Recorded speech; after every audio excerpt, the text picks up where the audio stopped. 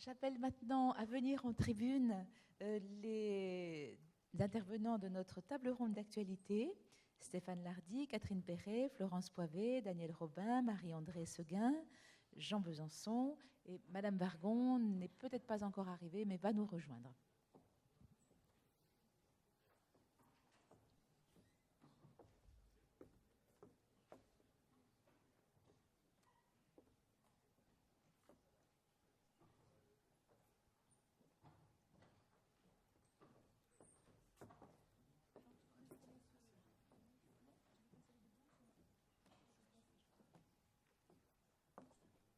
Donc ce débat sera animé par Jean Besançon, directeur de l'Université ouverte des compétences.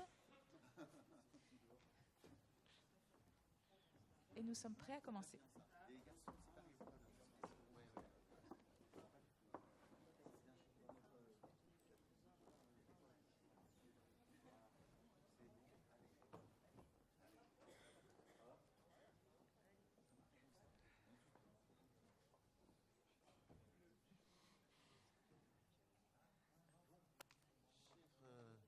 Bonjour à toutes et à tous. Chère Françoise, jusqu'à combien de temps avons-nous entre nous pour que je puisse faire en sorte que tout se termine bien? Françoise. Jusqu'à 1h30. 1h30. Voilà. Tout va bien. Quelle Nous attendons Madame Vargon. Ensuite, on aura la conclusion et l'allocution de clôture. Bien, bien. Bonjour à toutes et à tous. Donc, nous sommes sur la table ronde finale de cette université d'hiver de la formation professionnelle, un peu attendue, qui fait suite à une première table ronde qui a eu lieu hier avec les représentants des partenaires sociaux. D'autres sont là ce matin. Je vais très rapidement les présenter et nous allons rentrer dans le débat. Nous sommes à un moment un peu historique, peut-être que le mot est exagéré, mais en tout cas un moment particulier. Nous avons autour de nous des hommes et des femmes qui ont initié quelque chose de nouveau, qui se traduit dans un accord. Un accord n'est jamais parfait, l'accord national interprofessionnel du 14 décembre, et qui va se traduire dans une loi. Et ils sont là, ici, pour parler à des hommes et des femmes, nous tous dans la salle, qui vont devoir mettre en œuvre ce qui a été initié par eux, les personnes qui sont physiquement devant vous. Voilà.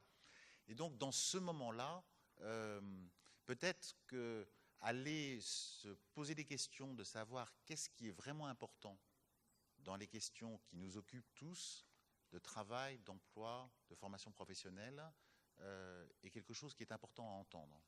Donc l'idée, c'est que les personnes qui sont autour de la table puissent avoir le temps d'exprimer ce qui les agitait au fond lorsqu'ils se sont engagés dans la négociation et qu'ils ont fait leur possible pour qu'on arrive à un accord, même si, comme vous le savez, Catherine Perret de la CGT représente une organisation qui finalement n'a pas signé l'accord, mais le moins qu'on puisse dire, c'est que cette organisation s'est engagée pour qu'un accord soit possible. Voilà. Et ensuite, ça sera un peu le premier mouvement de notre table ronde. Et le deuxième mouvement, ça serait de se dire que les personnes qui sont ici, de ce côté-ci de la tribune, vous disent d'une certaine manière, maintenant, c'est pas le tout, mais il faut se retrousser les manches, il faut y aller, et c'est pas simple.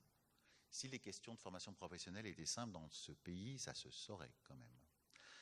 Et donc, l'idée, c'est que plutôt que de vous dire à vous ce que vous devez faire, eux vont dire, de leur point de vue, là où ils sont, Florence Poivet pour le MEDEF, Marie-André Seguin pour la CFDT, Stéphane Lardy pour Force ouvrière, quelqu'un qui n'était pas autour de la table des négociateurs, mais qui est là avec nous ce soir, que je salue particulièrement, qui est Daniel Robin, qui est à ma droite, qui est le vice-président de la région Martinique, et qui représente l'ARF, mais qui est un homme très engagé dans sa région pour ce qui est des questions d'emploi, de formation, de compétences, d'éducation. Et donc, tous ici ont été les initiateurs du droit. Et la seconde parole qu'ils vont porter devant vous, c'est comment, de leur point de vue à eux, dans leur organisation, là où ils sont avec leurs responsabilités, ils vont essayer de s'engager pour réussir la visée qu'ils auront tracée en première ligne. Voilà. Donc ça va être un peu le mouvement de notre échange, de cette parole. Et enfin, je termine, puisqu'il m'arrive d'organiser régulièrement des événements. Je salue toujours aussi et d'abord les gens qui sont là, vous tous, parce que être ici, c'est prendre sur des agendas ultra chargés pour prendre le temps de respirer, d'écouter, d'essayer de penser autrement. Donc j'ai toujours envie de remercier d'abord et encore les participants, et avec une mention spéciale parce que tous celles et ceux qui sont ici ont eu quelques soucis de transport. Je crois que Daniel Robin, c'est toi qui as le plus spectaculaire pour arriver de la Martinique à ici, avec les 5h30 de train hier. Mais avant le train, vous imaginez que le train ne va pas jusqu'à la Martinique pour l'instant. Pas encore. Donc ça, voilà, il y a quelque chose autour de l'engagement.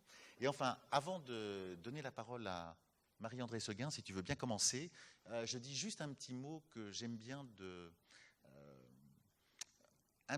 une phrase de Bertrand Schwartz, qui est notre arrière-grand-père à tous en matière de formation professionnelle dans ce pays, toujours vivant, et une phrase de Yves Clos, qui est un chercheur qui me tient un peu à cœur.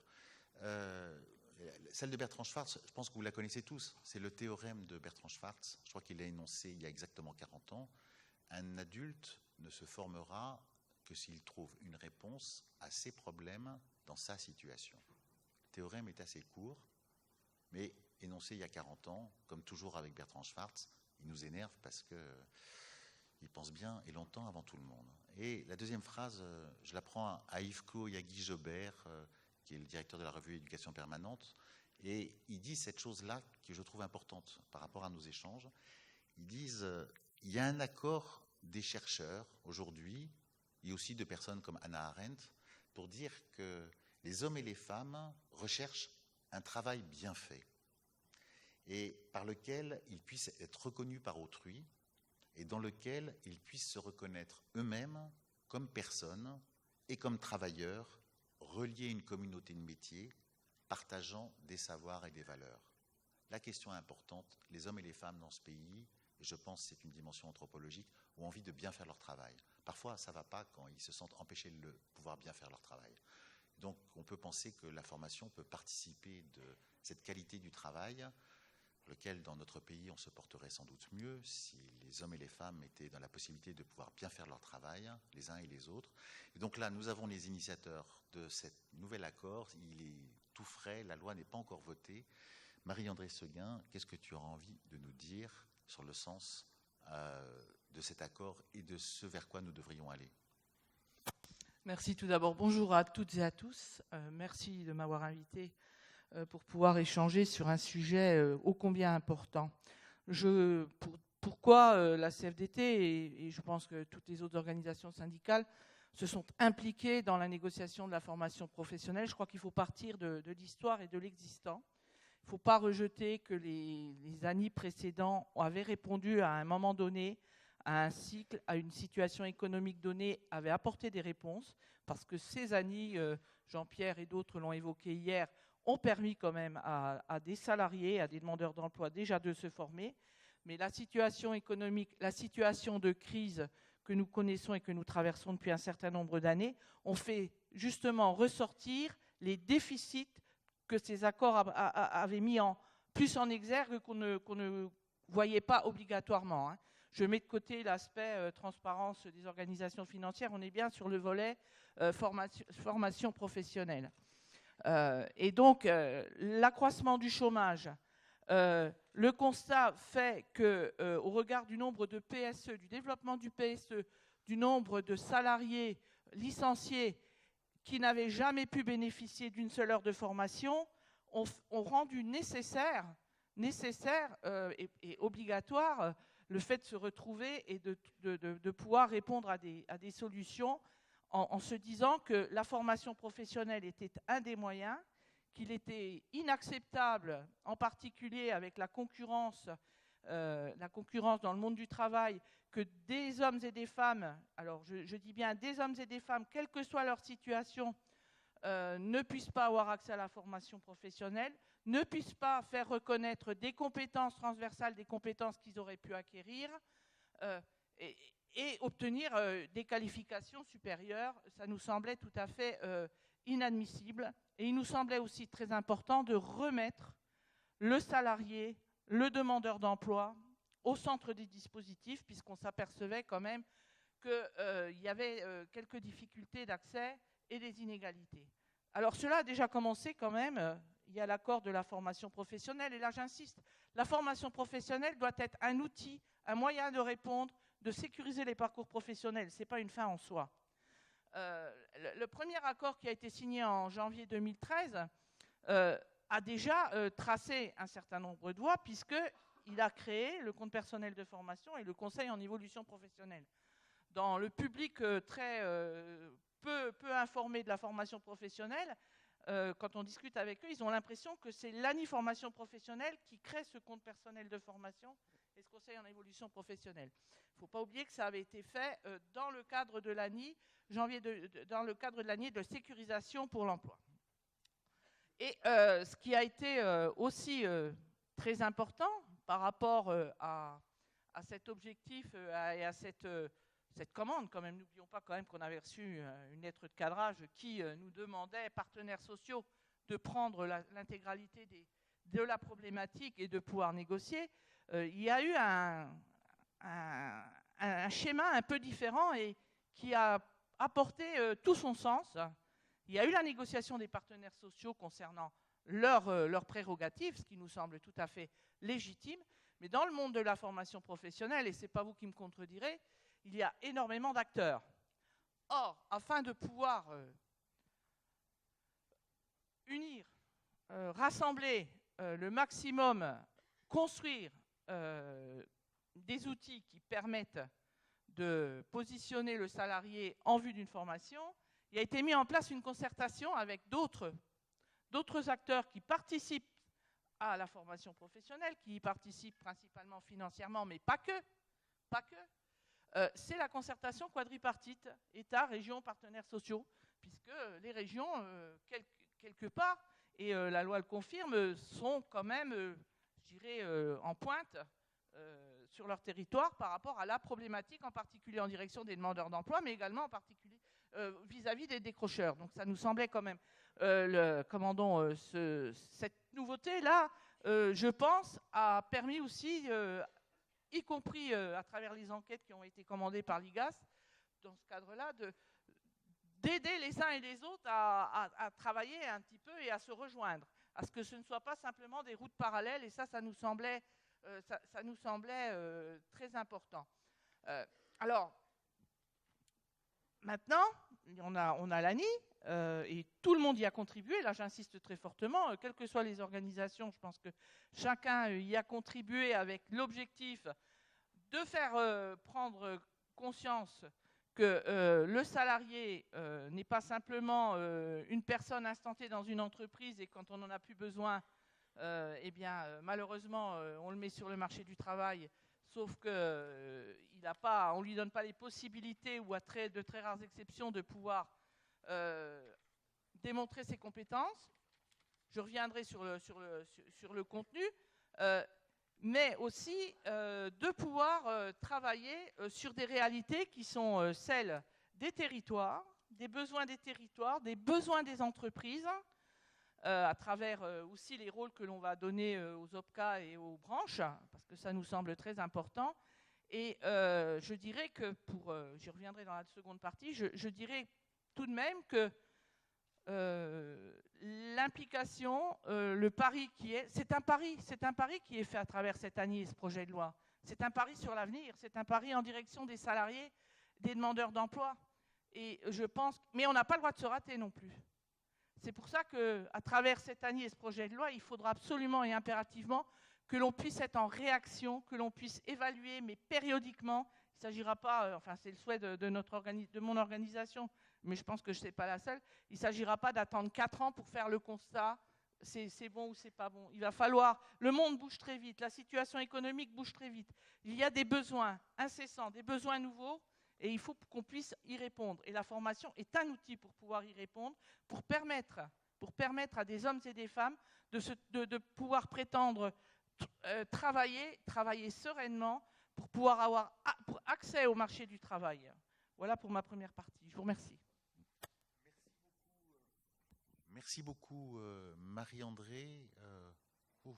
Je ne l'ai pas précisé, mais je ne vous ai pas présenté en détail les intervenants qui sont autour de la table ronde. Sachez tous que ce sont à la fois des responsables, mais c'est des responsables qui ont un parcours aussi avant d'être ici devant vous, avant d'avoir été partie prenante de l'accord. Et les questions de travail, d'emploi, de formation, ils les ont vécues personnellement. Il n'y a aucun apparatchik autour de cette table. Je n'ai absolument rien contre... voilà. Et nous saluons l'arrivée d'Emmanuel Vargon. Merci beaucoup. Donc la table ronde est au complet, puisque, avouez entre nous que si l'État n'avait pas été là dans notre monde, ça nous aurait un petit peu manqué. Merci beaucoup. Et nous remercions Air France d'avoir réussi à remettre un avion en route pour que Emmanuel Vargon puisse arriver à temps pour nous. Ils ont bien travaillé. Voilà. Marie-André Seguin a fait un clin d'œil aux questions du développement dans les territoires. Je pense passer la parole maintenant à André Robin, si tu veux bien. J'ai dit André, voilà, c'est Marie-André Seguin, et excusez-moi, vous savez, les lapsus font partie du stress de l'animateur. Daniel Robin, donc vice-président de la région Martinique, qui connaît assez bien ces questions-là, qu'est-ce que tu auras envie de nous dire à tous sur les enjeux qui nous attendent et ce qui serait juste et bon de faire? Merci beaucoup. Merci, bonjour à toutes et à tous. Alors effectivement, nous avons à connaître d'une dimension qui nous est très chère, c'est celle de la formation à travers les évolutions législatives qui sont actuellement en cours et pour lesquelles notre regard en tant que région mérite d'être bien posé. Tout d'abord, nous avons toujours le souci de considérer qu'à travers cette réforme, ce qui est recherché, c'est de mettre à disposition des acteurs du développement les profils, les compétences nécessaires donc à la mise en œuvre de ce projet. C'est pour ça que le premier niveau de notre réflexion est toujours de considérer que dans la façon dont l'État a voulu embrasser cette réforme, la dimension économique devait, de notre point de vue, être prioritaire parce que c'est le cœur de métier des régions. Nous sommes engagés dans des démarches de développeurs parce qu'il s'agit au quotidien, dans nos missions, dans nos compétences, d'initier, d'accompagner celles et ceux qui sont en démarche d'activité. Qu'il s'agisse des organisations, des entreprises, mais bien évidemment également des personnes. Alors par rapport à cela, notre premier niveau d'enjeu, c'est justement de ne pas parler de formation. C'est de considérer que, et sans faire injure à toutes celles et tous ceux dont c'est au quotidien la profession, le métier, nous sommes engagés toutes et tous dans une démarche de développement. Et de ce point de vue-là, il est important de trouver l'échelon le plus pertinent possible du développement. Et de notre point de vue, il s'inscrit dans une logique non pas nationale, mais une logique plutôt régionale.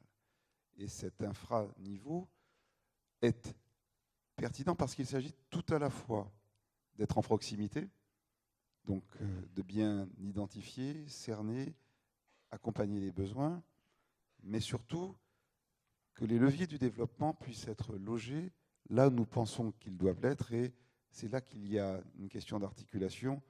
Nous y reviendrons tout à l'heure. Le deuxième niveau de mon point de vue, dès lors qu'il y a cette démarche de développement du territoire, c'est effectivement de bien articuler avec une démarche de gestion prévisionnelle des emplois et des compétences au niveau territorial. Et un des enjeux pour les régions, c'est effectivement d'engager ces démarches de GPEC territoriales pour faire en sorte que nous soyons en accompagnement, là également, des mouvements de fond qui sont en train de s'opérer. C'est pour ça que nous avons suivi avec une vraiment très grande acuité et un grand intérêt toutes les négociations qui se sont conduites, parce qu'il va nous falloir, dans ce contexte, inventer également une démarche. Et l'inventer parce que la démarche collective, avec des très fortes résonances individuelles, puisque c'est ainsi que la formation doit se construire, nous invite à adosser cette démarche aux partenaires sociaux, très naturellement. C'est pour ça que la méthode quadripartite est, de notre point de vue, aujourd'hui, quelque chose qui doit être ancrer dans la gouvernance de ce champ de la formation et faire en sorte qu'il y ait autour des projets de territoire la capacité, donc, dans un champ par essence de moins en moins conflictuel, donc avec de très fortes convergences, faire émerger ce que nous croyons être l'alpha et l'oméga du développement, c'est-à-dire une démarche prospective autour de l'activité, des activités, une capacité effectivement à contractualiser, parce que ça fait partie, je crois, intrinsèquement de la démarche, et au final, avoir une démarche de mise en œuvre qui nous autorise à optimiser les moyens qui sont aujourd'hui mis à disposition de l'ensemble des acteurs. Le troisième niveau sur lequel je pense que nous avons, j'écoutais notre grand témoin avec beaucoup d'intérêt tout à l'heure, c'est bien évidemment l'impact sur l'offre de formation elle-même.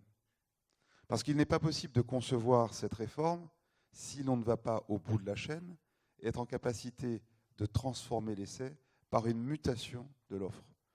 Et celle-ci doit impacter de façon très large l'ensemble du continuum que constitue l'éducation nationale et la formation continue par un enjeu fort. Celui-ci, de mon point de vue, est déjà tout à fait dessiné en termes de trajectoire, parce que la loi Peillon positionne les régions sur l'élaboration de la carte des formations professionnelles, et nous avons donc, à travers ce nouveau projet de loi, une montée en intensité, en responsabilité, en compétences des collectivités régionales. Donc il nous faut réellement engager la voie de la réforme de l'offre, qui là aussi doit faire l'objet d'une vraie mutation dans son élaboration. Nous ne pouvons pas considérer qu'il s'agira pour nous d'un exercice à reproduire à l'aune de ce qui se faisait précédemment. Parce que la pertinence aujourd'hui, c'est de partir effectivement du besoin, donc être à l'écoute des acteurs, des entreprises, être à l'écoute également des acteurs en tant que personnes, parce qu'il est bien évident que la conciliation des intérêts des deux participera de l'efficacité de la démarche. Alors pour ce faire, nous avons choisi des démarches prospectives, donc nous travaillons beaucoup sur tout ce qui est CEP, sur la contractualisation avec les CPR-DFP, avec une dimension de plus en plus marquée sur l'orientation, puisqu'elle préfigure effectivement si quoi doit être fait au niveau de l'offre. Mais peut-être dans la deuxième partie, développerai-je davantage ceci. Mais je crois que ce qui est à saluer malgré tout, c'est qu'aujourd'hui, nous avons une panoplie d'outils qui est posée, qui est à disposition, et qu'il nous faut donc être dans une démarche résolument concertée et résolument articulée sur la proximité. Merci beaucoup, Daniel Robin. Catherine Perret. Catherine, qu'est-ce que Catherine Perret, qui est secrétaire nationale de la CGT en charge des questions de formation professionnelle, qui était la chef de file de la délégation de la CGT dans toute la négociation de ce qui a été finalement l'accord que la CGT n'a pas signé, mais auquel la CGT ne s'oppose pas, mais tu sauras le dire bien mieux que nous. Quel est un peu le sens que tu aurais envie de nous dire sur ces questions de formation professionnelle à la lueur de ce qui vient d'évoluer aujourd'hui? Bonjour à toutes et à tous. Merci effectivement de nous avoir invités tous au lendemain de cette négociation qui a été longue et je dirais quelque peu difficile. Je tiens à souligner d'ailleurs que, comme l'a rappelé Jean Besançon, la CGT n'est pas signataire de l'accord et je vais tenter d'essayer de vous faire percevoir pourquoi et quelles sont les propositions que nous avons apportées au cours de cette négociation, mais que notre organisation fait une grande différence entre le déroulé de la négociation et le travail effectué dans le cadre de la concertation quadripartite, où dans ce cadre-là, il nous a semblé qu'on pouvait avancer sur des fondamentaux et des bases beaucoup plus solides qui jettent, je dirais, des perspectives intéressantes, notamment à travers la création du Conseil en évolution professionnelle, et j'aurai peut-être l'occasion d'y revenir dans une seconde partie. Alors, dans le cadre de la négociation, la CGT d'emblée a dit vouloir s'y investir pleinement et de manière approfondie, en rappelant que le fondamental était bien de s'inscrire dans la continuité des accords interprofessionnels précédents, signés, je vous le rappelle unanimement, de 2003 et de 2009, qui d'une part, en 2003, créent le DIF, puis en 2009, me semble-t-il, créent deux nouveaux éléments que nous avons appréciés positivement, la portabilité du DIF et également la question de la solidarité et de la mutualisation interprofessionnelle, notamment avec la mise en place du FPSPP. Et ça, c'est pour nous des repères très importants en matière de conception de ce que nous voulons mettre en place et que nous appelons, nous, à la CGT, la sécurité sociale professionnelle. Donc je vais tenter d'essayer d'expliquer notre conception et les propositions que nous avons portées. Pour nous, il s'agissait de franchir un cap, une étape supplémentaire en termes de sécurisation des personnes dans leur parcours professionnel. Et pour cela, il fallait passer d'un droit d'accès à une action formation à un droit à la formation, ce qui nécessite à la fois un droit d'initiative pour les salariés, qu'ils soient d'ailleurs en emploi ou hors de l'emploi, et un droit d'initiative qui se construit sur une opposabilité dans l'entreprise à partir de la possibilité de discuter autour d'une table entre les représentants des salariés et l'employeur des prospectives en matière de formation, à la fois utiles pour le salarié en termes d'évolution, de promotion professionnelle, mais aussi utiles, et j'ai envie de dire même indispensables, au développement et à la pérennité de nos entreprises d'aujourd'hui. Donc nous avons porté cette question de la négociation du plan de formation dans cette négociation. Et l'un des éléments qui a fait que la CGT a considéré que l'accord n'allait pas assez loin et qu'il n'allait pas être suffisamment utile et respectant d'ailleurs la feuille de route du ministère du Travail, c'est cette absence réelle de possibilité de délibérer sur les formations prioritaires dans le cadre du CPF. Alors ça me renvoie à des questions qui sont fort importantes à la CGT, sur lesquelles nous travaillons beaucoup. Jean Besançon, en introduction, a cité Yves Clos, qui à la CGT est un chercheur qui travaille beaucoup avec nous. Il semble effectivement que la question de la formation professionnelle continue renvoie à la question de ce qu'on veut faire de son travail, de comment on se situe dans son travail. Or, on sait aujourd'hui que les salariés réclament la possibilité d'avoir une initiative sur leur travail, de pouvoir percevoir le sens du travail qu'ils font, de pouvoir être concepteurs de leur travail. Et c'est les trois éléments à la fois qui permettent de dire que l'on fait bien son travail, que l'on se sent bien dans son travail. Pour pouvoir aller vers justement une prise une prise sur son travail, justement, il faut avoir la possibilité d'être associé à son évolution professionnelle, et la formation professionnelle et le droit d'initiative de la formation professionnelle est un outil justement pour reconquérir le travail. Il est donc nécessaire, et c'est ce que malheureusement l'accord ne prévoit pas, mais peut-être que le projet de loi, soyons optimistes, va le faire évoluer, il est donc nécessaire qu'aujourd'hui, le salarié ait la possibilité d'avoir une initiative partagée avec les représentants de l'entreprise sur la définition des formations qui leur permettent d'évoluer professionnellement. Je rappelle qu'il y a un engagement en 2009 d'un gain d'un niveau de qualification qui n'est toujours pas effectif. Il ne me semble pas, mais vous le direz peut-être à l'avenir dans vos responsabilités respectives. Il n'est pas acquis dans le cadre de l'année non plus. Et il y a besoin également que les salariés aient aussi la possibilité d'avoir une visée sur l'évolution de leur entreprise, de façon à pouvoir se projeter dans leur travail, bien faire leur travail et pouvoir justement maîtriser, être plus, j'ai envie de dire un mot tabou presque à la CGT, compétitif. Parce que c'est le travail, à notre sens, qui crée la compétitivité, et qu'en cela, le travail est une richesse, ce qui implique que l'entreprise prenne en compte cette responsabilité de financer la richesse créée par le travail. Et je renvoie là sur, évidemment, les insuffisances pour nous très nettes en matière de financement qui ressortent de cet accord national interprofessionnel, et je pense notamment en particulier à la place très faible qui est faite au financement du fonds dédié, de la création de ce nouveau dispositif, le compte personnel de formation. Il faut enfin faire le lien, il me semble important, et c'était une des ambitions posées, et ça fera le lien avec ce que disait Daniel à la minute, avec la nécessité de travailler formation professionnelle et GPEC de manière active.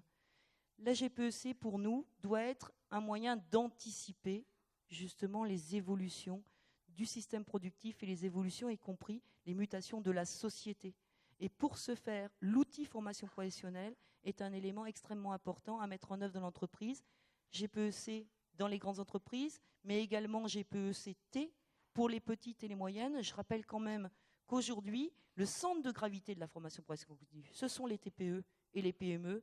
Elles représentent la majorité des salariés qui aujourd'hui travaillent dans nos entreprises. Elles représentent la moitié de la valeur ajoutée qui est dégagée dans le département. Il est temps de s'intéresser à elles. Et un des instruments, un des outils sur lequel, il me semble, on aurait pu mieux travailler dans l'accord, mais tout est possible encore. Il suffit qu'on ouvre le débat et l'État est là pour dire est-ce que vous allez enfin ouvrir le débat sur la question de la place des TPE et des PME dans ce pays et sur l'évolution et la place, y compris des organisations syndicales dans les TPE, par exemple.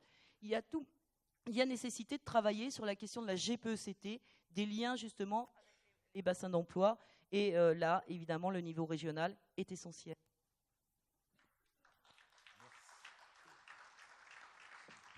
Merci beaucoup, Catherine Perret. Je propose de passer la parole maintenant à Florence Poivet, qui était la négociatrice du MEDEF et qui est aussi une chef d'entreprise en Auvergne, dans la plasturgie, de 100 personnes, et pour qui les questions de formation professionnelle sont importantes. Je n'en dis pas plus. Merci Florence Poivet. Un peu quel sens, du point de vue de la négociatrice du MEDEF, donner à l'accord et ce qui reste encore à construire.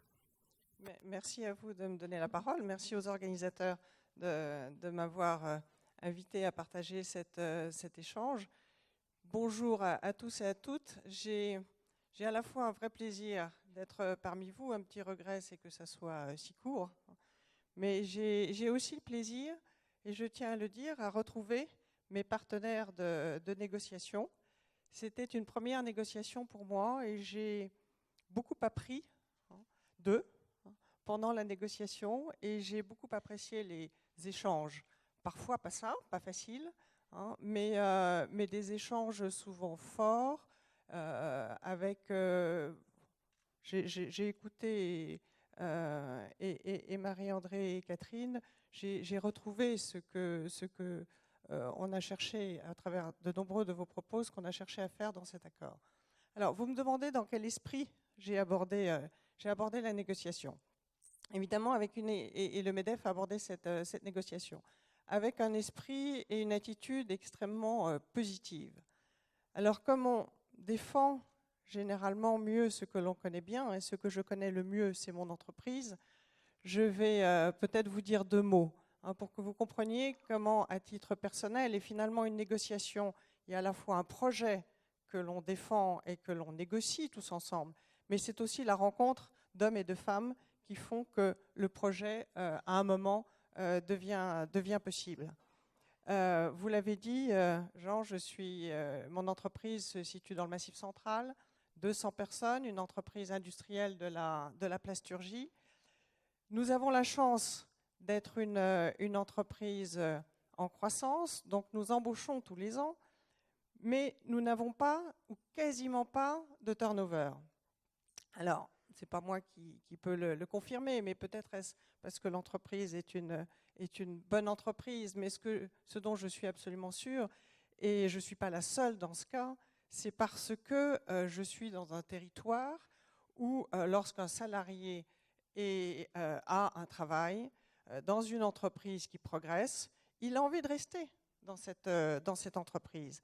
Et si je veux que l'entreprise reste dans la compétition, si je veux que l'entreprise s'adapte au monde environnant, au monde exigeant, aux contraintes toujours nouvelles de nos clients, nous sommes dans le marché de la santé, c'est un marché qui évolue tous les jours avec des contraintes supplémentaires tous les jours, je dirais que je n'ai pas d'autre choix que d'utiliser massivement la formation continue pour rester dans le coup, pour que les salariés eux-mêmes puissent progresser puissent garder cet appétit de curiosité, cet appétit de flexibilité, de pouvoir s'ouvrir, si nécessaire, à des champs nouveaux. Et cette contrainte m'a fait découvrir qu'en fait, dans l'aventure d'un chef d'entreprise, la plus belle, la plus enthousiasmante, c'est sans aucun doute de grandir, mais en faisant grandir chacune et chacun de ses collaborateurs. Alors la formation n'est pas le seul levier, mais il est un levier absolument évident, et je dirais pivot dans le développement des compétences et dans ce que je vous rejoins absolument, Catherine, quand vous évoquez le sens que le salarié attend de son travail. Et oui, moi je suis absolument convaincue que les hommes et les femmes de nos entreprises, tous et toutes, ont besoin de pouvoir être mis en situation de bien faire leur travail. Et l'industriel que je suis, j'ai été frappée très vite de voir que quand, tous les matins, je rentre dans chacun des ateliers de l'entreprise, je n'ai pas besoin d'aller voir les chiffres pour savoir si l'atelier marche bien. Je regarde le visage des gens. Et quand ils ont un visage fermé, c'est que ça ne marche pas bien. Ça veut bien dire, je veux dire, c'est peut-être un détail qui vous paraît détail, mais c'est souvent dans les détails que se cachent les vérités.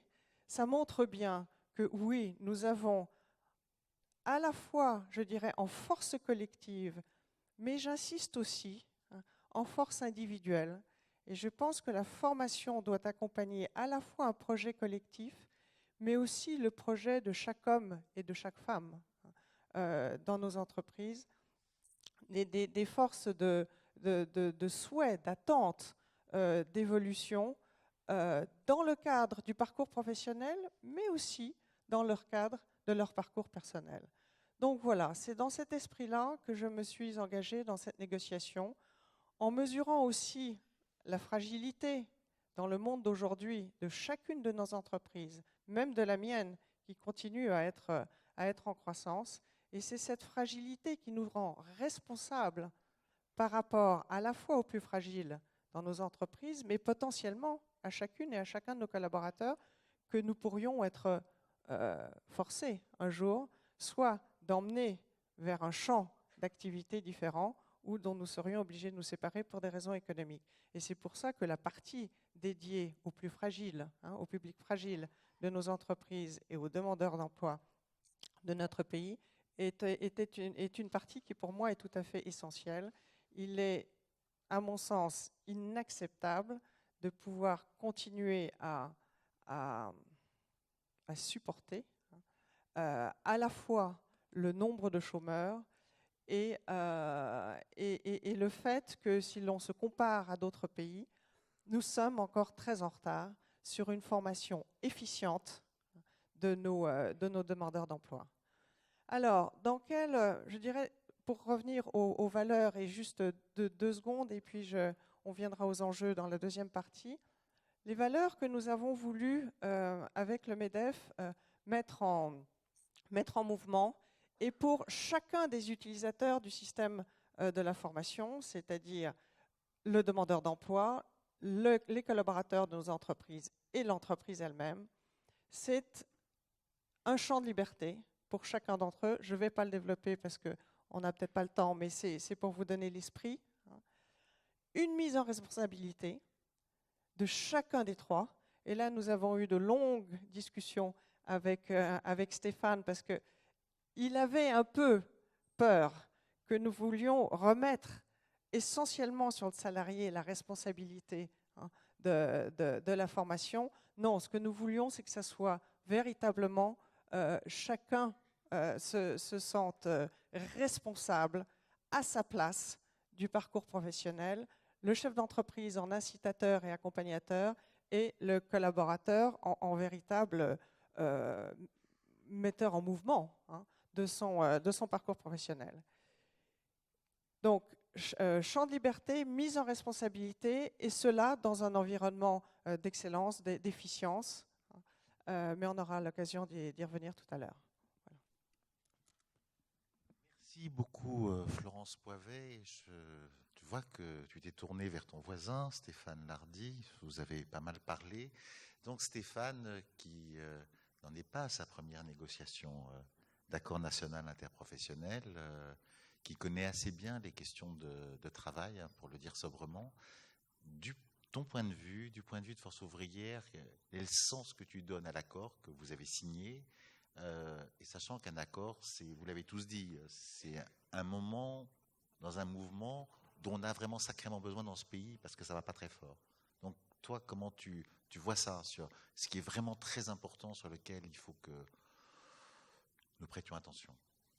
Bien, bonjour à tous, merci pour votre invitation. Alors, tu nous as mis la pression en citant Bertrand Schwab, Yves Clos et puis Hannah Arendt. Donc, je ne venais pas parler des origines du totalitarisme, mais enfin, je vais faire un petit peu d'histoire. J'avais pas peur, hein, j'étais inquiet, mais bon, j'avais pas peur. Mais ça, c'est la négociation. Je pense que alors, il y avait deux éléments de négociation. Je rappelle que les partenaires sociaux n'étaient pas forcément demandeurs d'une négociation. Donc nous, on est républicains, on avait entendu le Premier ministre en 2012 qui nous avait dit qu'il n'y aurait pas de négociation de formation professionnelle. Puis pouf, on a une négociation en 2013. Bon. Donc il y a deux éléments de cette négociation. C'est effectivement, je pense que c'est l'évolution de la formation professionnelle depuis 25-30 ans au regard d'un chômage de masse. Hein. On ne voit plus la formation professionnelle de la même façon que dans les années 70 et au début des années 80. Et puis, je pense qu'il y a un deuxième grand courant. C'est pour ça que il n'y a pas de génération spontanée d'accords. Hein. Les accords sont des continuums. Il y a cette volonté d'émancipation du salarié dans son travail, cette volonté que l'individu ait des choses à dire sur son travail. Et ça part, je dirais, ça part des années, les phénomènes de personnalisation, d'individualisation dans la société comme dans le travail. Alors, c'est plus l'établi de Robert Linard, hein, c'est passé à autre chose. Mais ça commence pour nous, en tant que partenaires sociaux, avec la création du DIF en 2003. C'est-à-dire qu'à un moment, le salarié, effectivement, par le biais de l'action de formation, il va dire des choses sur son travail. Voilà, et ça, c'est un élément extrêmement important de l'évolution des relations dans le travail. Voilà, moi, je considère que c'est même un retour, quelque part, à ce qu'on connaissait au XIXe siècle. Hein. Si certains ont lu le Sublime d'Émile Pouget, c'est les compagnons, ils maîtrisent totalement leur travail. Alors, on n'est pas naïf, hein. On sait qu'il y a un lien de subordination juridique quand même. Hein. Mais je pense que l'individu, par rapport, je citais, on a tous lu Robert Linard l'établi, hein, sur les chaînes de production Peugeot dans les années 60. Bon, l'activité productive, elle a changé. Moi qui étais dans le secteur de l'industrie alimentaire, ce que faisaient les salariés sur une chaîne de production dans les années 70, tu connais bien aussi, 80, et ce qu'il fait maintenant, c'est plus du tout la même chose. Et je pense que on a une volonté de l'individu salarié, de la personne, de dire des choses sur son travail. Ça a commencé par le DIF, et pour nous, c'est une forme d'achèvement avec le compte personnel formation. C'est pas fini, hein, l'histoire, elle n'est pas finie. Mais je pense qu'on a commencé avec le DIF. On dit, voilà, le DIF, c'est un objet de co-construction, pas forcément abouti, mais un accord, c'est un compromis. Hein, donc, effectivement, si je négociais tout seul, ça serait. Enfin, je ne sais pas si j'y arriverais d'ailleurs, mais bon, en même temps, c'est schizophrène. Mais enfin, effectivement, j'aurais pas eu 150 heures. J'aurais mis tout le monde à 1000 heures, et puis ça serait un monde merveilleux. Et puis, bon, voilà. Mais il y a le MEDEF en face de nous, le CGPME, qui s'entendait très très bien, comme disait Pierre Dac de ses parents, la fenêtre ouverte et le bruit de la rue. Donc, mais c'est comme ça, c'est la négociation qui fait un moment, voilà, et le compromis, il arrive au bout. Le compromis est temporaire, instable et n'est jamais parfait. Mais je pense que le compte personnel formation, il s'inscrit vraiment dans un continuum historique de ce que nous avons fait depuis 2003.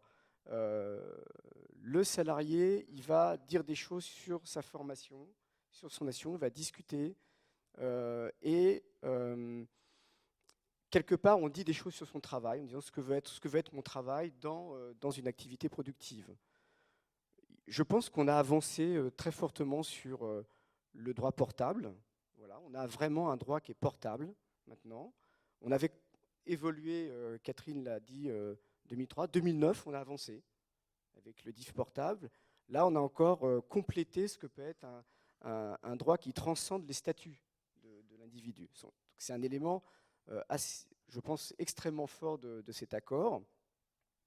Et voilà, ça replace effectivement, je pense, l'accord pour nous dans un continuum.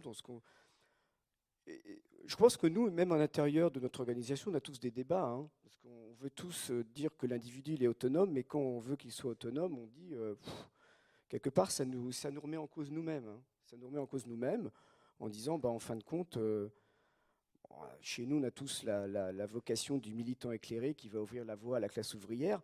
Quelque part, quand l'individu a des choses à dire, c'est parfois un peu compliqué quand même. Donc bon. On n'est pas naïf, hein. Donc nous on a toujours dit dans cette négociation, c'est comment on avance vers un droit personnel mais qui est garanti collectivement. On n'est pas naïf, on sait qu'il y a un lien de subordination. Effectivement, comme Florence l'a dit, on est tous paranoïaques dans une négociation, donc on a cru comprendre à un moment qu'il y avait une volonté du patronat de remettre en cause l'obligation de former, mais apparemment c'était des problèmes d'écriture, donc on vous a aidé pour mieux écrire, ça c'est pas un problème. On y est arrivé quand même, hein, même si c'est à la fin, parce qu'à la fin, on tourne un peu à la paranoïa. On est dans un bocal comme ça pendant des heures, donc à la fin, tout ça, ça fume. Bon, mais je pense que l'accord, il remet il fait ressortir autre chose. Moi, je pense qu'il est très très fort dans cet accord, c'est l'obligation de former. Il remet en avant l'obligation de former. Qui est, je rappelle, un principe quand même extrêmement fort de notre droit du travail, qui construit le droit de la formation professionnelle. L'employeur, il a l'obligation d'adapter le salarié à son poste de travail, de maintenir et de le faire évoluer dans son emploi. Le CPF, c'est un autre objet, et c'est bien mis dans l'accord, c'est effectivement élever le niveau de qualification, aller vers la formation qualifiante, je pense qu'on aura l'occasion d'en reparler. Et pour nous, la question, par exemple, du plan de formation, c'est un enjeu. Alors, Catherine évoquait effectivement un négo de délibération, de négociation. C'est un enjeu de dialogue entre le salarié, l'employeur, les représentants des syndicats, les IRP. C'est un enjeu, le CPF, pour nous, ce n'est pas un dispositif pour l'adaptation et l'évolution dans l'emploi. Hein. Ça, c'est la responsabilité de l'employeur. C'est un objet sur l'élévation du niveau de compétences et des qualifications. Nous, on estime qu'on a réussi dans cet accord à mettre en place cet objectif. Alors ça, c'est extrêmement important dans une dynamique. Après, un accord, c'est une dynamique. Je crois qu'on aura l'occasion d'en reparler. C'est une dynamique, un accord. Hein. Donc, c'est pas parfait. Effectivement, ça met en mouvement les acteurs. Bien, pas bien, mais ça, on verra. Faut gérer, je pense, faut gérer la transition. Mais c'était, je pense, un des éléments extrêmement structurants. Après, un accord, c'est une économie générale. C'est-à-dire qu'on ne peut pas comprendre le compte personnel de formation si on ne voit pas d'autre côté ce qu'est, on a déjà parlé du conseil en évolution professionnelle, Daniel en a parlé, je crois, avec le rôle des territoires, le rôle de la concertation quadripartite et le rôle des régions, des acteurs du territoire. Et moi, j'insiste beaucoup sur l'entretien professionnel. C'était un des chevaux de bataille de Force ouvrière. Je crois qu'on a vraiment réussi un truc, au-delà de dire, bon, effectivement, on avait des entretiens un peu dans tous les sens. Hein. On avait la loi qui disait plus de 45 ans, moins de 500 ans, jaune, vert, rouge. On avait des entretiens partout. On s'est dit, bon, on va faire un entretien tous les 2 ans. Mais qu'est-ce qu'on met derrière? Et à quoi ça sert? À quoi ça sert un entretien? À quoi ça sert? C'est pas simplement de se faire un petit entretien comme ça sympathique. C'est faire un moment un état des lieux. Et on fait un bilan. Et je pense que si vous regardez bien l'accord, ça fait ressortir l'obligation de former qu'a l'employeur vis-à-vis de son salarié. Voilà. Et s'il n'y a pas, on constate qu'effectivement il y a un défaut d'obligation de formation, on a mis en place l'abondement correctif sur le compte personnel de formation. Donc il faut vraiment, c'est un puzzle, hein, je veux dire, ça s'emboîte, hein, les mécanismes qui s'emboîtent les uns. On ne peut pas voir d'un côté le CPF, de voir un côté l'entretien professionnel. On a beaucoup insisté, nous, sur la question de la qualification et de la reconnaissance dans l'emploi. Je pense qu'il y a encore du travail à faire pour le législateur. Hein, donc, voilà.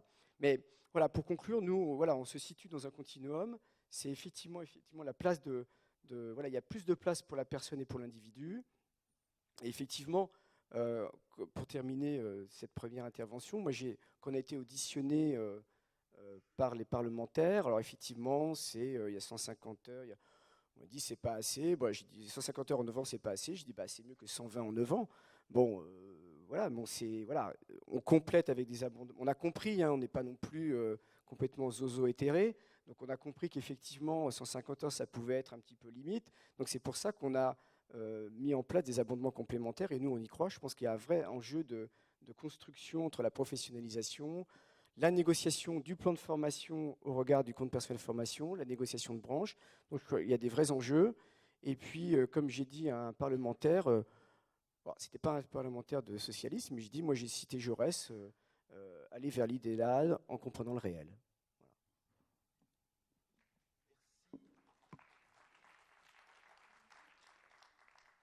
Merci beaucoup Stéphane. Alors, pour ce premier tour, je vais donner la parole à une deuxième personne qui n'était pas dans la négociation. Et vous avez compris les uns et les autres que c'est aussi des aventures qui se finissent tard au petit matin, entre des personnes qui sont animées d'idéaux qui les portent vraiment. Alors, Emmanuel Wargon, du point de vue de l'État, qu'est-ce qui vous paraît très important? Vers quelle direction aller?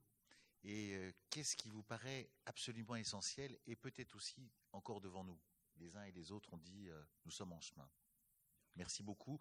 Aussi, je dis parce que pour tous les participants, arriver ici, qui est un lieu merveilleux, on ne remerciera jamais assez Centre Info de nous avoir accueillis ici à Biarritz. Mais quand même, avec le temps qu'il y a eu ces derniers temps, et il a fallu arriver jusque-là. Merci beaucoup. Merci beaucoup. Effectivement, comme vous le savez, l'État n'était pas dans le bocal, pour reprendre l'image de Stéphane, et donc on était très près de tous ces sujets, mais quand même pas parti à la négociation. Je pense que ce qui est très important, d'abord, c'est la volonté de mise en mouvement. Ça a été dit. Ça n'a pas été tout de suite une volonté que de négocier sur la formation professionnelle. Il y avait déjà eu des négociations relativement récentes. Et donc la première question, c'est pourquoi est-ce que le gouvernement a souhaité cette négociation sur la formation professionnelle?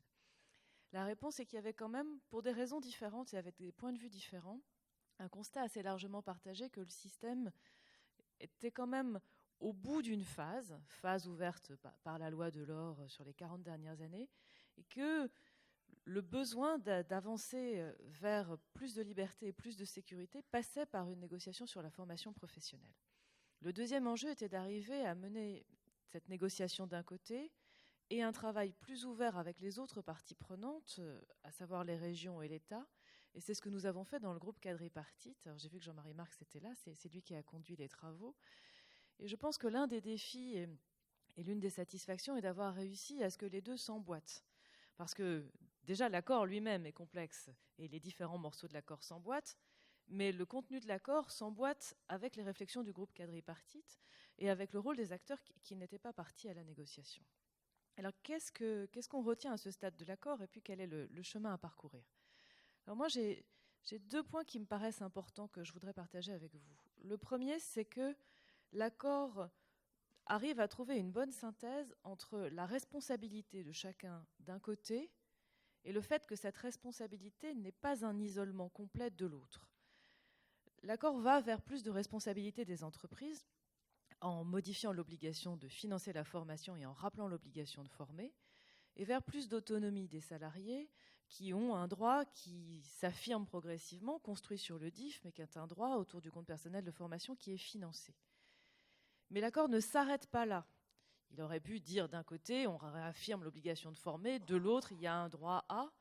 L'accord met en place les mécanismes qui le rendent opérationnel. Ils ont été cités, l'entretien professionnel, le dialogue social dans l'entreprise sur la formation et le conseil en évolution professionnelle.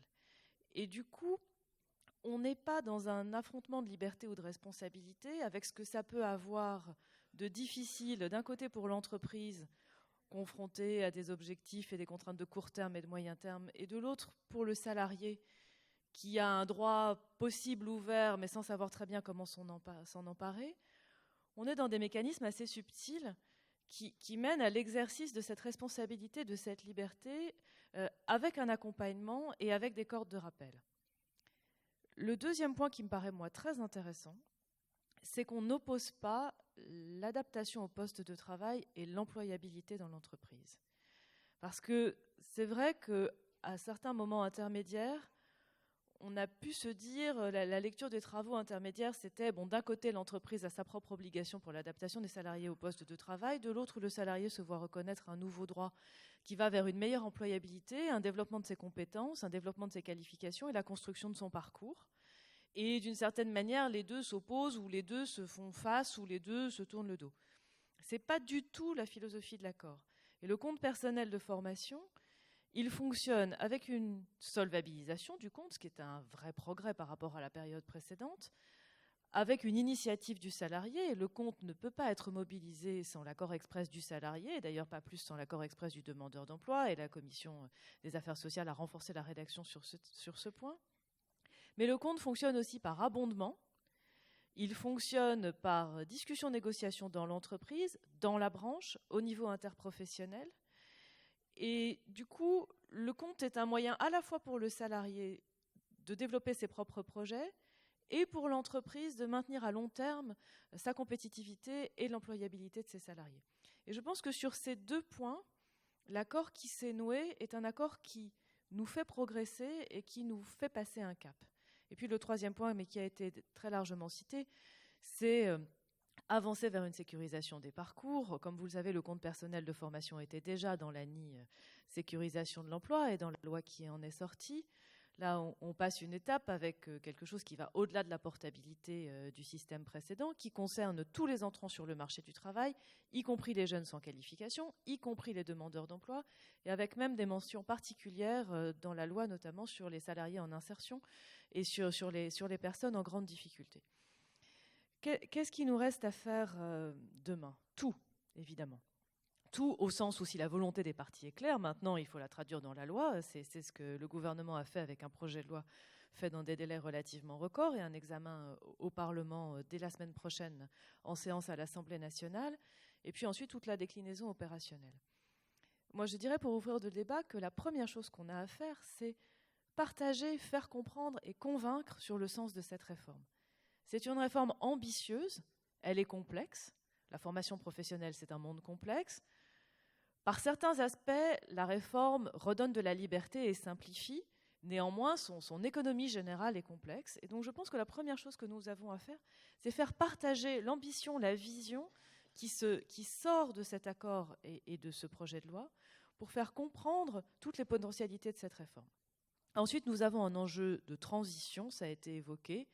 Nous passons d'un système à un autre, nous aurons à gérer la transition dans les meilleures conditions, notamment pour éviter, ce que je crois tout le monde cherche à éviter, un trou dans la formation. Il n'est pas envisageable, il n'est pas souhaitable, il n'est pas possible que pendant quelques temps, les acteurs ayant des difficultés à comprendre comment le nouveau système fonctionne, il y ait moins de formation. Moins de formation pour les salariés, ça ne serait pas imaginable, envisageable. Dans la situation actuelle, il faut que nous ayons une vision claire de la transition. Nous avons à faire vivre l'outil compte personnel de formation. Il va s'adosser à un système d'information dont la conception et la mise en œuvre ont été confiées à la Caisse des dépôts et consignations. Il doit commencer au 1er janvier 2015. Le compte à rebours commence très vite maintenant. Et nous avons à monter le Conseil en évolution professionnelle, qui est un élément extrêmement important de cet accord, qui sera rempli par différents organismes, organisations, dès le 1er janvier 2015. Puisque vous savez, 5 réseaux vont être chargés de ce conseil en évolution professionnelle, et puis les régions choisiront, au-delà des 5 qui ont été dessinés, ceux à qui elles souhaitent confier ce conseil en évolution professionnelle. Et puis enfin, je rejoindrai ce qu'a dit Daniel Robin sur l'offre de formation. Nous aurons à tirer les conséquences sur l'offre de formation. Le système a choisi de solvabiliser en priorité des formations de socle de compétences, des formations qualifiantes et des formations qui, pour simplifier, répondent aux besoins des territoires et répondent aux besoins de l'économie. Comment l'offre de formation s'adapte ? Qu'est-ce que cette formation qualifiante ou certifiante ? Qui répond à ces besoins ? Comment le faire avec la meilleure fluidité possible. C'est une question qui est posée par cet accord et par la loi, enfin, ou le projet de loi. Nous n'y répondons pas encore complètement, et donc ça fait clairement partie des chantiers à venir. Merci beaucoup. Ouf. Bon, maintenant, il faut y aller. Hein, c'est bien ça, Marie-André, tu dis, c'est un pari sur l'avenir, on n'a pas le droit de se rater. Hein. Vous êtes tous intervenus. Alors, ce que je vais vous demander aux uns et aux autres, c'est de nous dire comment vous, dans la position où vous êtes, dans vos organisations, vous allez vous engager pour atteindre la visée que vous avez développée. Parce que c'est vrai que vous savez ce que c'est. Dans le monde de la formation, il y a deux sortes de formateurs. Il y a ceux qui disent faites ce que je vous dis de faire. Il y a ceux, le compagnonnage en particulier, mais pas que, qui disent fais comme je fais. Et donc, les personnes qui sont autour de la table vont nous dire, de leur point de vue, comment elles envisagent dans leurs organisations de s'engager pour atteindre pas la réussite de l'accord, c'est la réussite de la visée qu'il y avait derrière, vous l'avez bien entendu, et ces visées ne sont pas minces. Et si je pouvais mettre l'accent sur un point, c'est toujours très important d'écouter la voix de ceux qui n'ont pas signé, les minoritaires. On est dans une démocratie. Dans une démocratie, c'est très important d'écouter ceux qui n'ont pas signé. Et vous avez tous entendu Catherine Perret qui a dit, pour nous, une chose absolument essentielle, c'est la délibération sociale, la délibération du plan de formation dans l'entreprise, que ça puisse se discuter entre la personne et le collectif, l'entreprise, ce qui est garanti collectivement. Et on a entendu Florence Poivet nous dire à quel point, dans son entreprise, si les hommes et les femmes n'étaient pas en situation de pouvoir bien faire leur travail, ça ne marchait pas. L'entreprise disparaissait. Donc cette question-là, dans ce que vous allez dire, dans ce que vous allez faire, vous engager pour la réussite, ce que vous pensez le plus important à faire, et de dire peut-être un mot sur cet objet-là, de la manière dont ça se délibère. Je dis ça parce que vous avez tous... il y a eu un accord, là, un consensus, je crois, autour de la table, pour dire que la méthode qui a été utilisée a été une bonne méthode. Il y avait le groupe de la négociation, et ils sont là, et il y avait aussi la table ronde quadripartite présidée par Jean-Marie Mars, qui est dans la salle ici, et que vous avez entendu hier. Et donc, cette manière de faire, où il y a un endroit où on peut réfléchir ensemble tranquillement, un moment où on négocie, parce qu'à un moment, il faut prendre des décisions tout de même, c'est quelque chose qui se retrouve partout, dans les entreprises, dans les territoires, dans les organisations, dans les OPCA, etc. Donc cette question-là, ce que vous avez à nous en dire, nous importe. Donc merci beaucoup, Marie-André, c'est à toi. Merci. Eh bien, je crois que tu as résumé la chose. Le plus dur reste à faire. Le plus dur reste à faire. Quand on signe un accord, je dirais que c'est bien, c'est la cerise sur le gâteau, mais après, il faut comment faire partager ce gâteau. Et donc, bien évidemment, le chemin va certainement être long. Néanmoins, enfin, nous, je parle pour mon organisation, le lien emploi-formation est incontournable. Ça a été lien, travail, formation. Et de fait, tous les accords qui ont été signés en 2013 sont dans un fil conducteur, que ce soit la sécurisation pour l'emploi, qualité de vie au travail, égalité professionnelle avec la mise en place de droits d'expression, sont aussi des éléments qui vont pouvoir aider, et bien évidemment l'accord sur la formation professionnelle. Alors, je ne dirais pas que toute la maison CFDT se met en ordre de marche, mais c'est quand même ça. D'autant que je pense qu'il faut aussi qu'on comprenne bien que cet accord, même s'il s'adresse à l'ensemble des salariés, a un plus en direction des salariés des TPE-PME. Parce que l'entretien, il n'est pas exclusivement réservé aux plus de 300, ou comme par le passé, on a eu trop souvent, pour des raisons qui s'expliquent, tendance à écarter un petit peu, et trop souvent, les salariés des TPE-PME. Et je crois que d'ailleurs, ces 3 années de 2013 vont dans ce sens-là. C'est donner plus de possibilités aux salariés de TPE-PME, qui sont demandeurs d'ailleurs, contrairement à ce que quelques-uns essayent de nous faire croire, qu'ils sont demandeurs d'avoir effectivement les mêmes possibilités de pouvoir bénéficier de réglementation, pas davantage, mais de droits, d'accès aux droits, au même titre que des salariés de grosses entreprises. Donc, sur cet aspect-là, bien évidemment, nous allons très fortement travailler sur nos secteurs en direction des TPE, PME, pour pouvoir faire connaître. Parce que je crois que la première des choses, la chose la plus indispensable pour qu'on ait un des éléments de réussite, c'est déjà comment faire connaître les différents dispositifs et ensuite les faire vivre. Moi, je voudrais, malgré tout, rajouter un point, moi, qui me semble important, y compris en termes de communication, c'est que les nouveaux dispositifs, compte personnel de formation, conseil en évolution professionnelle, devraient quand même permettre, une fois la mise en place, à moyen terme, à ce que l'on ne retrouve plus de salariés n'ayant pas des compétences de base, en particulier sur l'illettrisme, et ne pouvant pas faire reconnaître leurs compétences. Je pense que ces dispositifs, il va falloir les faire vivre. Nos équipes dans les entreprises ont un rôle majeur, mais quelle que soit la tendance, je veux dire, quelle que soit l'organisation syndicale, mais là je crois que tout le monde est partant pour dire il faut qu'on puisse, que ça se mette en place, et que ça se mette en place pas dans 5 ans, le plus rapidement possible. Donc ça nous semble quand même très important. Alors, je suis d'accord sur le fait que, bon, il y a l'accord, il y a la loi, il faudra une période de transition. Ça, de toute façon, il ne faudrait pas que l'on se retrouve dans une situation couperet qui casse la mécanique. Ça c'est évident. Mais je pense qu'il faut aider à la transition. Il faut aider parce que, y compris dans les entreprises, ça peut être un changement de culture pour un certain nombre. C'est un changement de paradigme et je pense que il va falloir aider. Et que ce soit du côté patronal ou du côté des salariés, il faut que les instances, nous, à notre place, on soit en capacité d'apporter le maximum de soutien. C'est pour ça que je dis qu'également, la mise en place de tous ces dispositifs doit faire l'objet d'un véritable travail de suivi et d'évolution. Ce qui serait le plus dramatique, c'est que dans 5 ans, on se retrouve ici, ou dans 4 ans, pour faire le constat, malheureusement, de ce qu'a produit le DIF, quoi. Tous les partenaires sociaux sont d'accord pour dire qu'il faut que ça aille. Autant, Stéphane l'a dit, on est dans une continuité. Si on a été plus loin, c'est parce qu'on s'est rendu compte que le DIF avait ses limites. Mais, soyons ici, je pense qu'on est tous convaincus, s'il n'y avait pas eu le DIF, il n'y aurait pas de CPF. Donc, voilà. Mais je pense qu'on a surtout à faire... tous ces travaux-là, beaucoup de communication, d'information et de formation, enfin moi je parle pour nous, au niveau de nos équipes, de nos responsables, y compris sur les négociations, qu'elles se situent, puisqu'on le voit bien, il y a des négociations qui se situent à tous les niveaux, donc ça me semble très important de regarder comment travailler là-dessus, même s'il y a déjà du travail qui a été fait.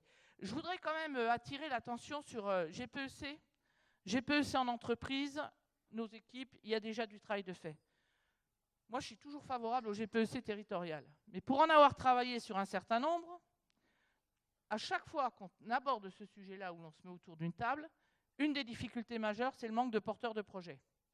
Donc on ne peut pas, d'un côté, vouloir dire, à travers une GPEC territoriale, il faut, effectivement, on est en plus sur des mutations économiques, des mutations se retrouver finalement coincé, entre guillemets, par l'absence de projet. Je pense que là aussi, il va falloir qu'on avance sur ce sujet-là. Et là, qu'on avance, État, région, partenaires sociaux. Mais là, je parle à 2 reprises. Moi, je me suis trouvé confronté où il y avait des acteurs partants, mais au bout du bout, quelques difficultés pour pouvoir mettre en œuvre. Dans un cas, ça ne s'est même pas fait. Et donc, voilà. Et puis, il y a aussi, j'arrêterai après, un autre élément, c'est comment travailler ensemble sur les territoires. La place du dialogue social sur les territoires, parce que jusqu'à maintenant, notre expérience démontre qu'il y a des endroits où ça se passe très très très bien, où il y a une culture. En particulier, c'est des endroits où ils ont déjà été confrontés à des difficultés économiques. Moi, je viens du secteur du textile et croyez-moi, sur des territoires, en fait, les difficultés nous ont obligés quelque part. Et ça serait dommage que ce soit chaque fois par obligation que l'on se retrouve autour d'une table. Alors, si on n'est par obligation, on n'est pas par anticipation. Or, l'objectif même de la formation professionnelle, on est bien sûr comment j'anticipe pour permettre de pouvoir répondre. Voilà, j'en arrêterai là. Merci beaucoup. C'est presque une difficulté, je ne sais pas ce que vous ressentez vous, mais nous avons des intervenants qui parlent de manière assez dense. Voilà. Hein? Ils parlent de manière assez dense. Là, je me disais, mais André a parlé 6 minutes, et ouf.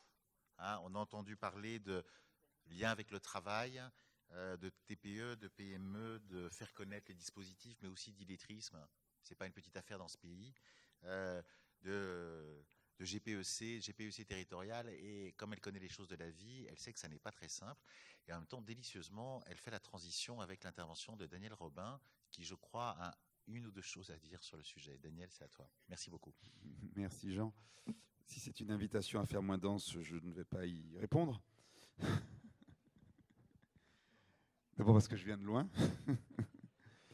et qu'ensuite, je prends la mesure de ce que le président de la commission formation de l'ARF a pris comme responsabilité en me demandant d'intervenir devant vous ce matin. Parce que ce que je vais évoquer là est certainement de nature peut-être à interpeller, mais si je dois dire quelque chose autour de cette question, c'est que il va nous falloir à nouveau un temps très politique. Très politique, parce que nous allons toucher, et Marie-André l'évoquait tout à l'heure, à ce qui est, de mon point de vue, la question centrale de la mise en œuvre de ces accords, c'est la nouvelle gouvernance, orientation, formation, emploi, en région.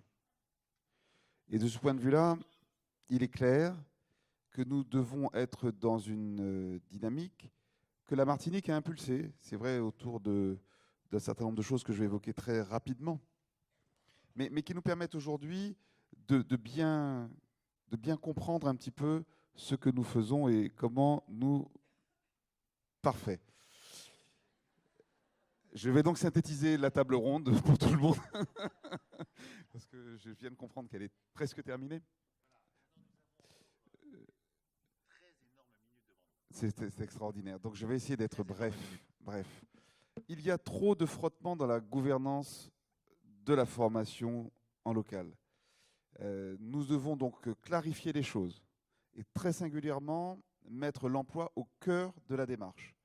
Lorsqu'on voyait comment fonctionnaient les SPEL, les SPER, les CCREFP, la CRE, le CREFOP est de nature à apporter une réponse. Dès lors que, ce qui n'est pas encore réellement fait, sa composition, son animation et la façon dont tout ceci va être gouverné sera clarifiée.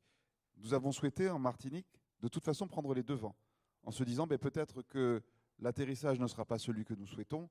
Donc nous avons demandé par voie d'habilitation au gouvernement l'autorisation de créer un établissement public administratif dont les missions vont être de reprendre le service public de la formation en région, le service public de l'orientation, animer les acteurs sur la professionnalisation, formation, orientation, mais surtout être en capacité de développer dans notre cadre qui ne ressemble pas au vôtre.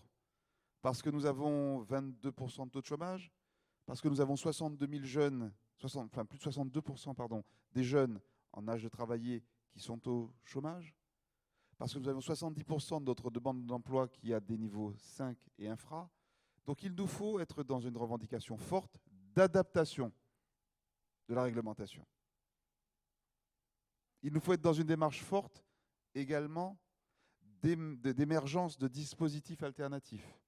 Il faut être dans une démarche forte, parce que c'est ce que nous souhaitons, de revendication sur la demande d'habilitation dans le cadre également de ce que je consacre.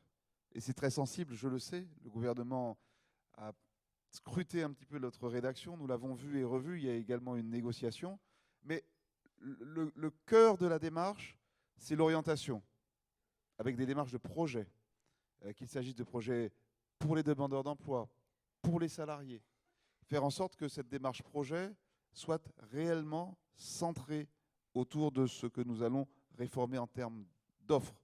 Deuxièmement, faire notre métier sur la formation, mais ça, je sais, Jean, je sais, j'ai presque terminé. respire. Mais surtout, faire preuve d'innovation dans le domaine de dispositifs régionaux d'accès à l'emploi. Parce que, en complément de ce que porte l'État, à la lumière de ce que les partenaires sociaux ont voulu, il nous faut nécessairement mieux articuler ces dispositifs pour faire en sorte que nous soyons là aussi au rendez-vous de cette ambition que nous avons tous partagée et que nos territoires exigent.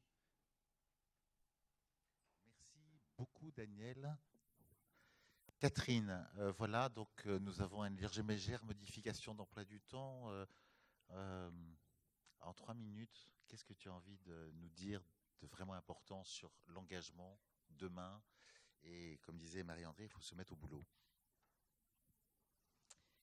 Bon, je vais essayer de relever le défi qui me paraît être à la fois compliqué parce que le temps imparti est évidemment trop réduit et parce qu'il est compliqué pour une organisation qui n'est pas signataire de se projeter dans le faire. Alors j'ai envie de découpler mon intervention en 3 points.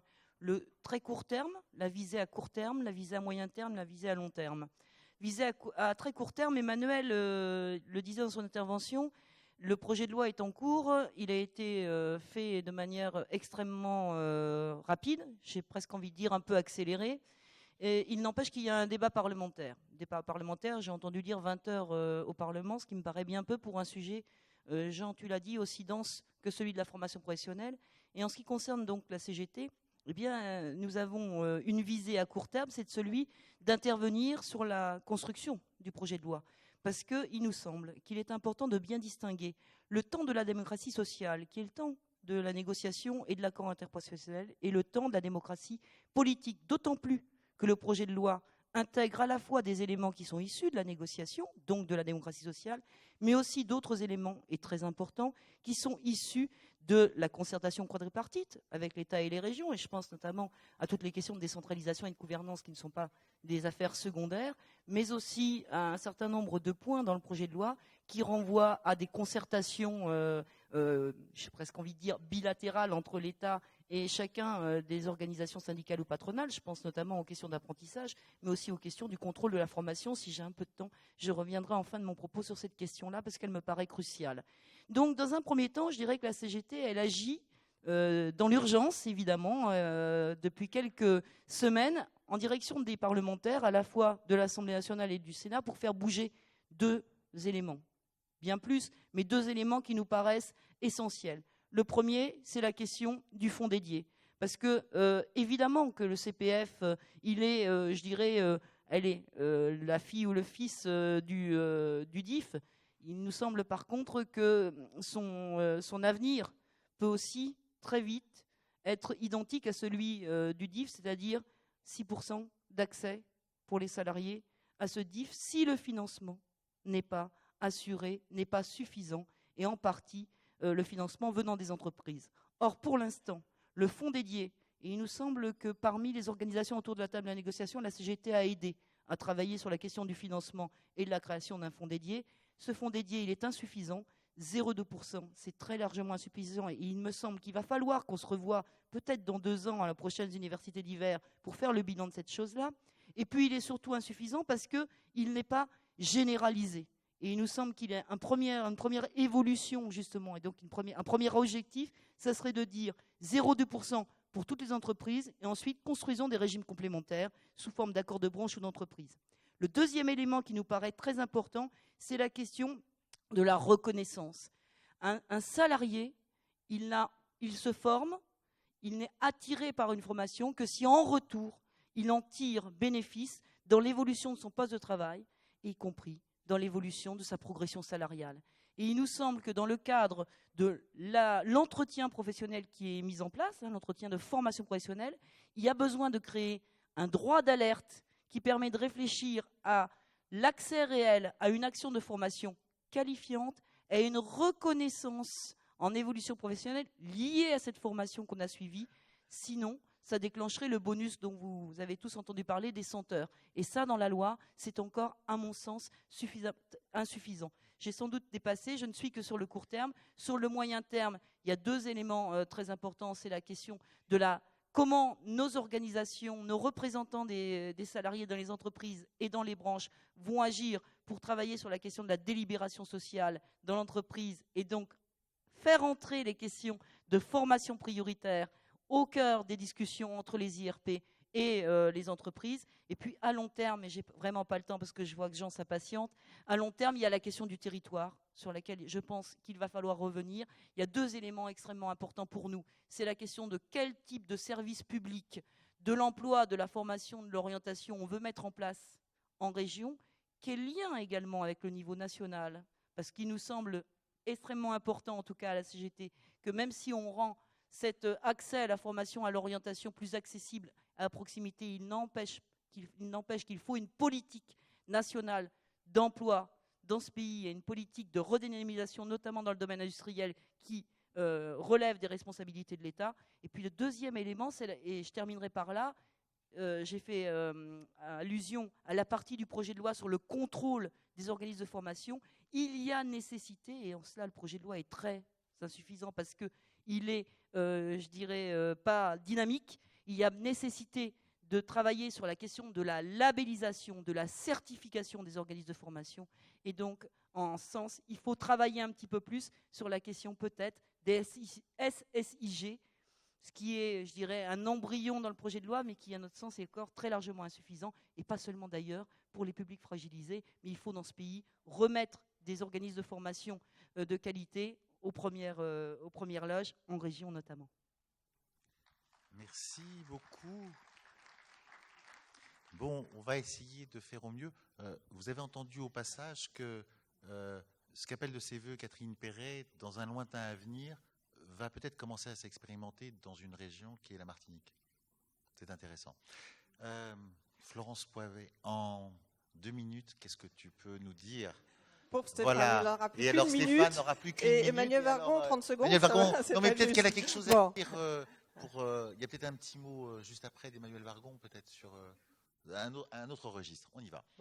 Alors, vous me demandez quelle va être, comment le MEDEF va accompagner cette 3e mi-temps qui, effectivement, pour nous, est une mi-temps essentielle si on veut que cette dynamique, ce mouvement initié dans l'accord puisse être gagnant sur le terrain.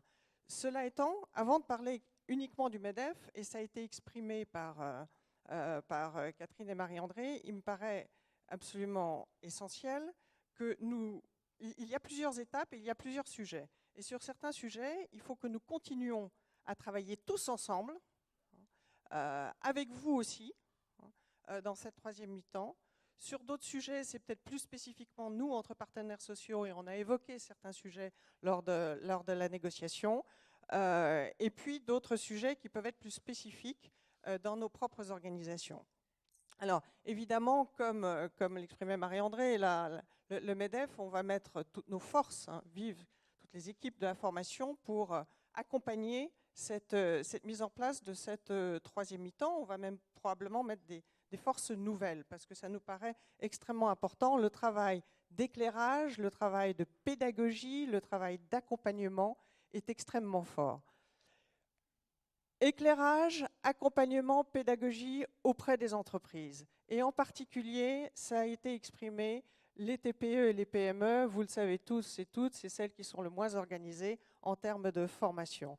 Et il nous paraît absolument essentiel qu'elles s'approprient de façon constructive cette obligation de faire à travers l'entretien personnel, que ce dialogue autour du développement des compétences, autour de la formation, devienne une respiration naturelle, je dirais, dans les entreprises et un véritable levier d'incitation à faire plus de formation. De voir aussi un enjeu de pédagogie, d'éclairage, d'accompagnement auprès des collaborateurs et auprès des demandeurs d'emploi. Et là, je pense qu'entre partenaires sociaux, nous avons un gros travail encore à faire. Jean-Pierre Théry nous le répétait souvent, mais Dominique Chevreau aussi, sur l'outil compte personnel de formation. Le portail que nous allons construire, il faut qu'il soit formidablement incitatif, formidablement pédagogique, que chaque homme et chaque femme ait envie véritablement, chaque jeune, d'y aller et puis de le suivre Donc ça, c'est un gros travail que nous avons à faire. Nous avons aussi, et ça a été évoqué sur le conseil en évolution professionnelle, là, on se l'est dit entre nous, il y a avec les territoires un gros travail à faire. Plus particulièrement, je reviens à, je dirais, une responsabilité d'organisation patronale à l'égard de nos branches et de nos OPCA. Nous devons accompagner certaines de nos branches, je dirais sur ce sujet-là, la plupart de nos branches, à pouvoir devenir d'excellents prescripteurs. Les observatoires, de bons observatoires existent dans certaines branches, ce n'est pas vrai dans toutes. On l'a vu au moment de la fameuse des 30 000 emplois. C'est une de nos responsabilités de pouvoir les accompagner. Et puis, nous avons aussi à les accompagner pour qu'ils deviennent de véritables porteurs, animateurs d'une politique de qualité. On n'a pas le temps d'en parler, mais pour nous, c'est absolument essentiel que le système de formation soit animé aussi par une politique de qualité. On a vu dans chacune de nos entreprises les progrès formidables que l'on a fait à partir du moment où la qualité est rentrée dans l'entreprise. Et sur les OPCA, évidemment qu'il y ait une culture dominante, je dirais, de service, de valeur ajoutée à l'entreprise. Alors, évidemment, on mesure bien que c'est une exigence forte, mais c'est une exigence de mobilisation positive pour les équipes au service des entreprises et surtout des hommes et des femmes. Donc ça, on a notre devoir d'accompagnement, mais on pense que c'est un très beau challenge pour chacune des équipes des OPCA. Merci beaucoup Florence. Stéphane, tu as 1 minute. Voilà, Emmanuel Vargon, merci. 30 secondes. Où, on ne va pas laisser un état muet, mais on se détend. C'est bien ça. Voilà. Bon, je suis bien, ça va. Je suis d'accord avec la CGT. Voilà. C'est bon. Alors, sur Emmanuel Vargon. bon, malgré qu'il nous ait quittés en 1947, mais vous pouvez revenez à la maison. Voilà, démocratie sociale, démocratie politique. Nous, on n'est pas là on n'est pas des co-législateurs. On est contributif, hein, donc on aide les parlementaires s'ils veulent bien nous entendre, mais ils font leur travail. On ne confond pas démocratie sociale et démocratie politique. Deuxième point, pour nous, il va y avoir le champ le plus important du moyen terme, c'est la gestion de la transition. Voilà, c'est la méchante de la formation. Donc on a des sujets dans le cadre du projet de loi qu'on doit gérer. Voilà, nous, on veut qu'il y ait une montée en charge, j'allais dire, tranquille mais continue du compte personnel de formation. Donc ça implique, en termes de gestion des transitions, qu'on laisse les opérateurs gérer ces transitions, que ce soit les OPCA ou les fonds GESIF. Les fonds GESIF vont aller sur le conseil en évolution professionnelle. Les OPCA vont avoir un rôle majeur parce qu'il y a la gestion de la transition du financement, le rôle plus accentué TPE-PME, les entretiens professionnels où ils vont être vraiment très moteurs sur ces questions-là. Donc c'est un débat que nous on a déjà engagé avec la DGEFP. Il faudra que sur les conventions d'objectifs et de moyens, on laisse les acteurs, fonds GESIF et OPCA, bien travailler et relâcher un petit peu voilà, ce qu'on a connu avant. Donc ça, c'est un des éléments sur lesquels on est très attentif. Il faut laisser les acteurs gérer tranquillement et pas les corseter sur ce qui s'est passé ces dernières années sur les conventions d'objectifs et de moyens. Voilà, il faut les laisser bosser tranquillement là-dessus. J'en terminerai sur la démocratie sociale et la démocratie politique. Le temps du politique, ce n'est pas le temps du social. Donc c'est toujours très compliqué de coordonner les deux. J'ai bien compris qu'il fallait que le CPF, et puis voilà, au 1er janvier 2015, on va sur le CPF. Voilà, nous, on n'est pas des politiques. Hein. C'est-à-dire que, voilà, bon, j'ai bien compris qu'il fallait qu'en 2017, il y ait 23 millions de personnes qui aient un CPF, qui aient tous utilisé. Mais enfin, bon, voilà. Donc, il faut que ça monte tranquillement. On gère ces transitions. Voilà, c'est un des objets. Et dernier point, on aura des gros sujets. C'est pour ça que la gestion des transitions est extrêmement importante. La négociation de branches, ce n'est pas simplement les listes. Nous, on va outiller nos négociateurs de branches parce que ce n'est pas uniquement établir des listes. Les listes éligibles, c'est par exemple, les négociateurs de branches vont devoir regarder, négocier dans quel cas et sur quel type de formation le compte personnel de formation est dans le temps de travail. C'est dans l'accord. Voilà. Dans quel cas s'il y a de la reconnaissance obligatoire dans l'emploi. C'est dans l'accord. Donc voilà, ce sera tous des sujets. Et donc, dernier mot, maintenant, c'est il faut nous laisser travailler tranquillement. Merci beaucoup. Emmanuel Vargon, l'État va-t-il laisser tranquillement les acteurs s'engager dans le travail? Je pense que l'État est sous la même volonté politique d'avancer à la fois vite et bien, donc c'est ce qu'on essaye de faire. Je ne reviendrai pas sur les questions de présentation du texte au Parlement, sachant qu'ensuite on a évidemment les décrets d'application et la mise en œuvre de toute la transition. Elle a été abordée par les uns et par les autres. Ce serait un sujet sur lequel on pourrait passer du temps parce que ça pose des questions compliquées. Je ne soulèverai pas ça à ce moment. Je voudrais plutôt dire qu'il y a un défi qui pour l'État est extrêmement important, qui est le défi territorial, et je voudrais rebondir sur ce que disait mon voisin. On a inventé un mode de fonctionnement territorial nouveau. Les régions sont compétentes pour la formation professionnelle, pour l'orientation et pour le développement économique. L'État, à ce stade des textes et des discussions, garde une compétence emploi. Et nous avons à faire fonctionner ces compétences qui, en réalité, s'intriquent extrêmement précisément, d'une façon, à mon avis, novatrice par rapport à aujourd'hui. Et puis, pour l'instant, on parle de l'État et des régions, mais en réalité, on devrait parler des départements, qui sont compétents pour l'insertion. On devrait parler des intercommunalités et des communes, qui, à leur échelle, font aussi à la fois de l'insertion et du développement économique et de l'appui à l'emploi. Et donc, on a un enjeu gigantesque entre État et collectivités territoriales d'un côté, et puis entre l'État, les collectivités territoriales et les partenaires sociaux, puisque c'est l'idée de la gouvernance quadripartite. Donc je pense qu'il faut on a un énorme champ de travail en commun là-dessus. Alors dans la partie purement État, nous on est prêts et on est en train d'y réfléchir à rénover un peu les modalités du pilotage opérationnel de la politique de l'emploi. Vous citiez le service public de l'emploi régional, départemental, local. Comment est-ce que ça s'articule dans la concertation avec les partenaires sociaux, sur les mutations économiques, sur la GPEC territoriale, sur le CSP, le lien avec les bassins d'emploi.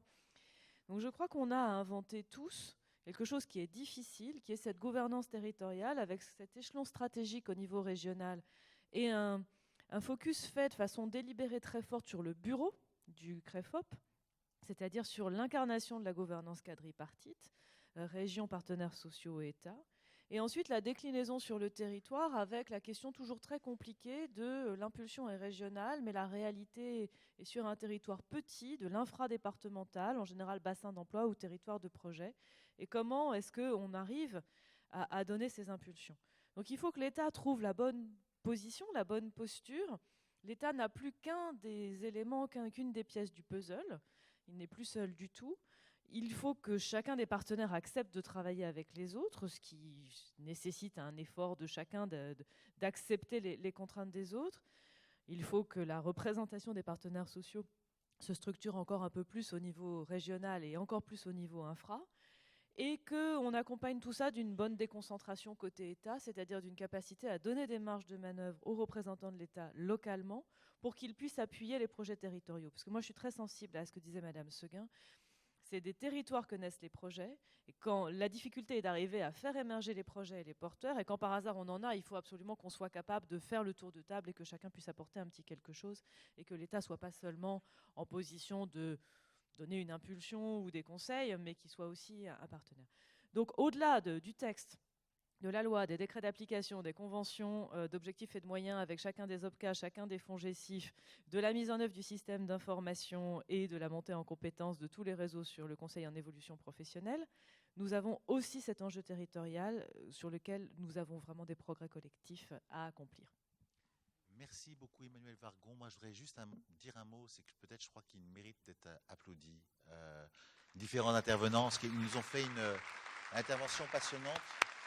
Voilà, le boulot est devant nous et on sait bien qu'on a rendez-vous dans 2 ans, ici sans doute, peut-être, tu vas nous le dire, pour voir comment on a avancé les uns et les autres.